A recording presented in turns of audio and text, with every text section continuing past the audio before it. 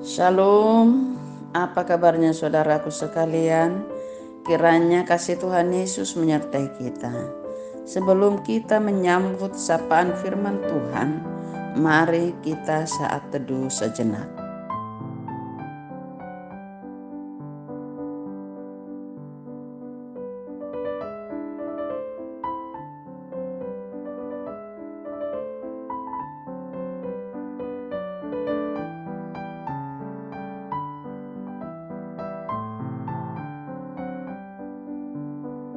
Amin.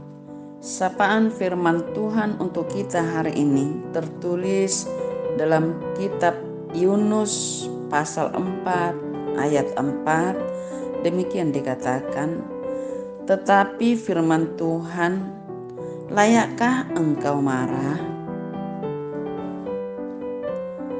Cara Tuhan mendidik umatnya.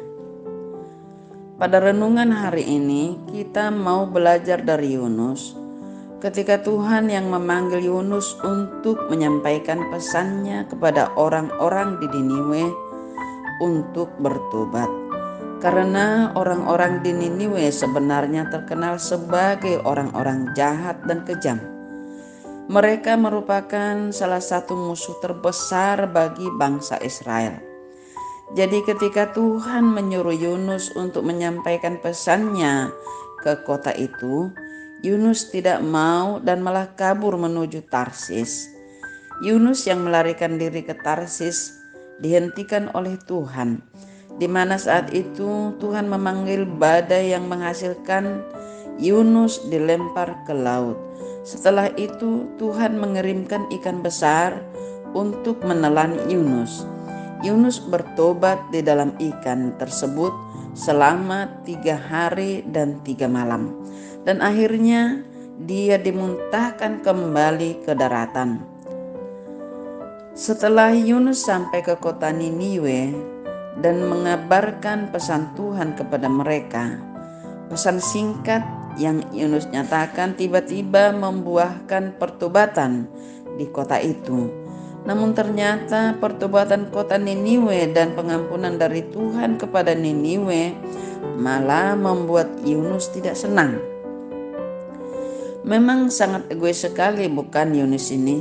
Ternyata Yunus tidak mau datang ke Niniwe dan menyatakan pesan Tuhan karena ia tahu bahwa Tuhan adalah Tuhan yang baik.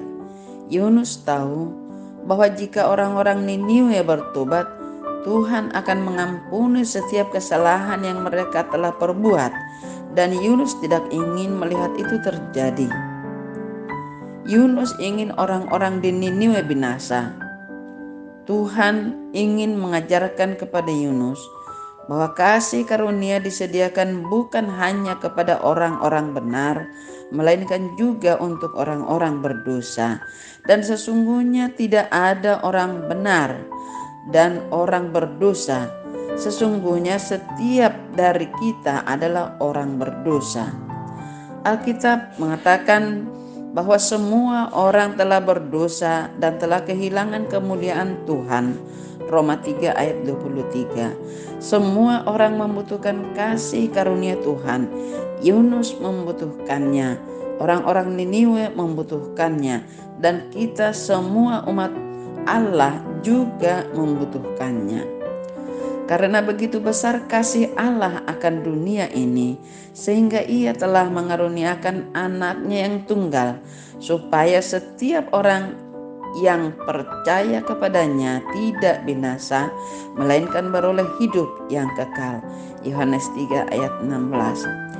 Kasih karunia Tuhan adalah untuk setiap orang, dan pernyataannya hari ini adalah, apa respon kita terhadap kasih karunia Tuhan? Ikutlah jalannya, teladanilah perbuatannya, hiduplah dalam kekudusan, supaya kita memperoleh kasih karunia Allah yang sejati. Amin.